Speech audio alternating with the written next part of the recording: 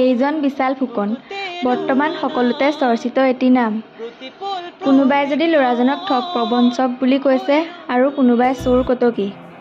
বিশালক হয়তো এতিয়া সকলোৱে চিনি পায়, কিন্তু এই বিশাল ফুকনৰ মাজত আছিল এটা সুন্দৰ প্ৰতিভা। 22 বছৰীয়া বিশালে নিজৰ ভুলৰ বাবে এই কম বয়সতে এজন ডাঙৰ অপৰাধী হিচাপে পৰিচিত হ'ল। বিশালে হয়তো নিজক চিনি পোৱাত ভুল কৰি পেলালে। বিশালে নিজৰ যাদুকৰী কণ্ঠৰে এটা সুন্দৰ ব্যক্তিত্ব গঢ় দিব পাৰিলেহেঁতেন।